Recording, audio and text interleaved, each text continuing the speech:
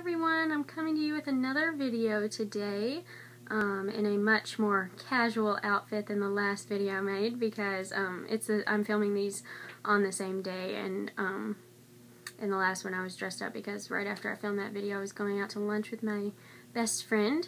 I don't know about you, but once I get home I'm like over it and I want to get back in comfortable clothes and just lounge around, so that's just me. But anyway, the point of this video is a book haul. I'm bringing you my very first book haul on this channel. So the video, not the last video I made because that was my wrap up, but the one before that I made like a month ago, I told you I was going on a trip to Indiana with my parents for the weekend, and one of the things we were going to do up there was to visit a half-price books store.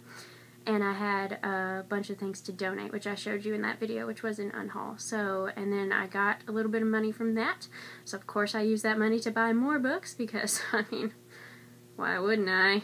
I'm a little addicted to it. So, yes, I'm going to show you. And then we also went to a Barnes & Noble, and I got a few things there as well, of course. So, I'm going to show you the stuff that I got at the half-price books first. So, the first one on that pile is The Daydreamer by Ian McEwan, and I had never heard about this before, or heard of it, and I just really like Ian McEwan because for a class that I took last semester, spring semester of my freshman year, so we read Atonement by Ian McEwan, and I really loved that.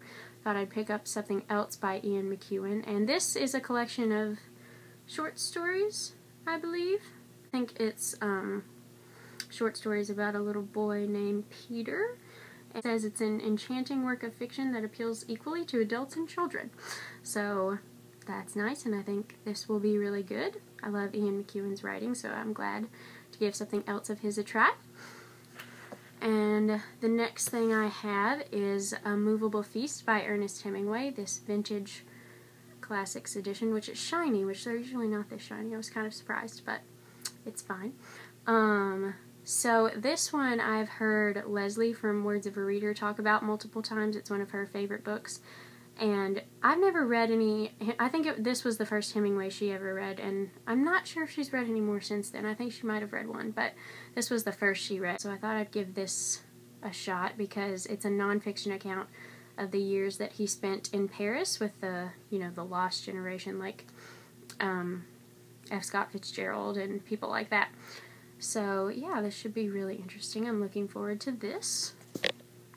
And then the next thing I got was this lovely, I was so excited to find this box set of 3 of Fitzgerald's novels. We have, I'll take them out for you. Tender is the Night, The Beautiful and Damned, and This Side of Paradise, and I think this covers my favorite one. And yes, so I've never read any Fitzgerald besides The Great Gatsby, which I love, of course. And so I've been wanting to read more of him for a very long time, and so when I saw this for so cheap, because it's half-price books, I thought that I would pick it up and give some more Fitzgerald a go. And I'm not sure which one I'm going to start with, but I know I definitely want to read one of these this summer because I just need to get more Fitzgerald in my life because I love his writing. And I don't really know what any of these specifically are about, so I think I'm just going to read the descriptions of each of them and see which one appeals to me the most, and I'll just start with that one next. And then the next thing I got was this lovely cloth-bound edition of The Ladies of Grace Adieu by Susanna Clark. I have Jonathan Strange and Mr. Norrell by her, but I haven't read that yet.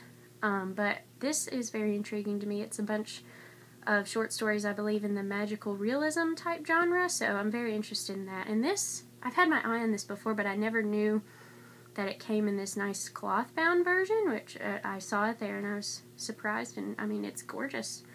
So I just decided to pick it up. I thought, why not? I'll give it a go, so I'm very excited about that. And then the last thing I got at half-price books was Bill Bryson's Shakespeare, The World as a Stage, and this is just kind of a nonfiction account where Bill Bryson just kind of goes through Shakespeare's life and all of his different plays that he wrote during his lifetime. And Leslie from Words of a Reader also really enjoys Bill Bryson and has read this one and really enjoys it, so I think I will too. And I really enjoy nonfiction, like biographies and autobiographies and things. I just haven't read that many, so it's just another goal of mine. Like reading the Fitzgerald, I need to get more of these worked into my reading repertoire, so I thought it'd be a good chance to pick up this one. It has like a bunch of photographs and supplementary material throughout here as well, so that's nice, just break up the text a little bit. So yeah, I'm very excited to read this one as well. Where to put it? Oh, I'm running out of room. I've got them all like piled up on my bed and just haphazard little towers here and there. So now I'm going to show you the things that I got at Barnes & Noble when we paid a visit there. And the first one of those, most of these you would have seen in my April wrap-up and my middle grade May Reads read-along announcement video, because I featured the majority of these. There's 5 of them, and 4 of them are middle grade reads, so I featured a bunch of those because I'm really excited and I want to get to them soon. So the first of those is Julia and the Art of Practical Travel by Leslie M.M. Bloom. This is a relatively new release, and look at that cover, it's gorgeous.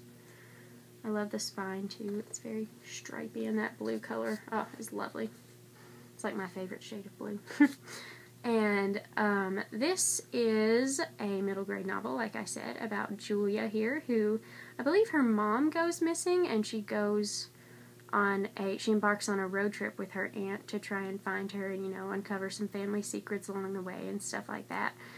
And it says in the description here, I'll just read you a little part. It's talking about how Julia is setting out with her aunt to find her long-lost mother, and it says, they take with them only the most practical travel things: silver candlestick holders, a few oriental carpets, some steamer trunks, and Julia's beloved Brownie camera, which she will use to document their journey across 1960s America. And so that line pretty much sold me. I think it sounds wonderful, and I think there might be photographs throughout here as well. There's photographs sprinkled throughout here as well, so that's always a nice touch to have some sort of pictures in there, so I'm very excited for this one. And then the next thing is Just Ella by Margaret Peterson Haddix, and as I said in my April wrap-up video, I read the second book in this series, which is Palace of Mirrors, a long time ago when I was in like middle school or something, and really enjoyed it, but I never read the first one, which is Just Ella. So when I saw that they had brought out these beautiful new covers, I decided that I would pick them up and read this one and then reread this one, and then pick up the third one in the series, which is Palace of Lies, which I've never read before and I didn't even know existed, which I think it just recently came out though, because it was in hardcover. They didn't have it available in these paperbacks. So yes, I'm very excited about that, and this is kind of a retelling of Cinderella, where Cinderella it takes place after she's, tried on the slipper and won the prince and everything like that, and I think she's not so happy with her decisions of living at the palace and being with the prince and everything, so yes, that should be interesting. I'm very excited to read this and then reread this one and then hopefully get into the third book of the series. So the next thing I got is another middle grade, The Cats of Tanglewood Forest by Charles DeLint, illustrated by Charles Vess. And this is just a gorgeous book as well.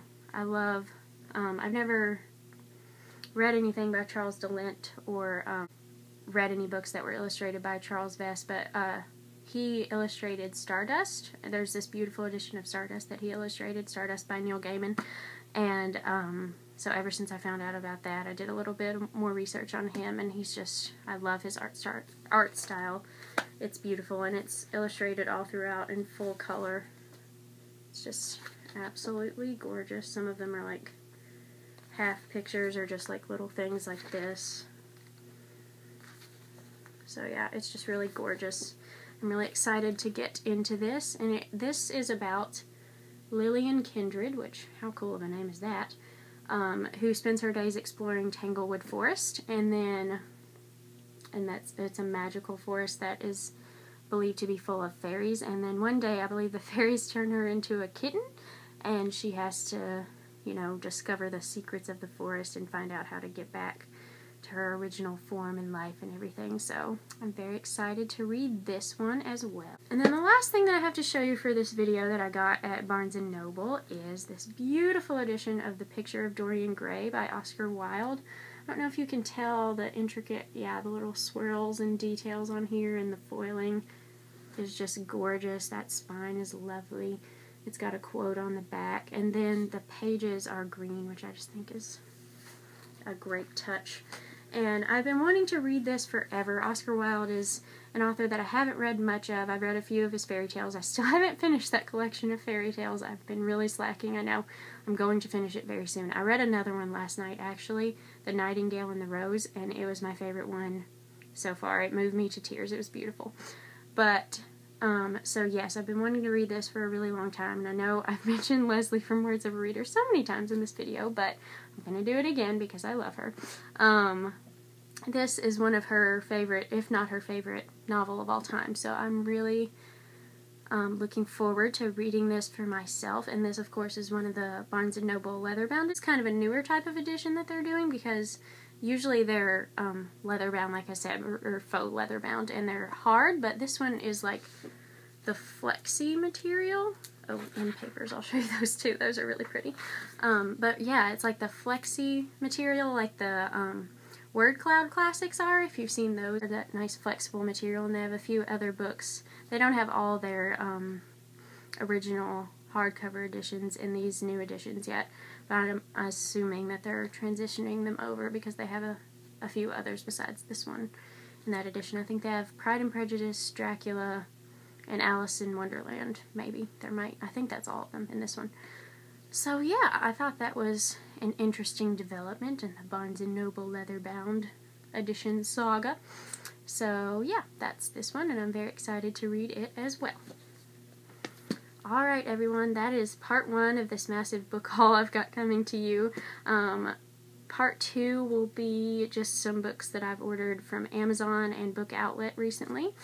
I'm just letting you know because I have, you know, no self-control and I can't stop buying books. But yes, that will be coming to you shortly, and I hope you enjoyed this book haul. If you have any questions about anything, feel free to ask me in the comments. I'd love to chat with you all, and I will see you in my next video. Bye, guys.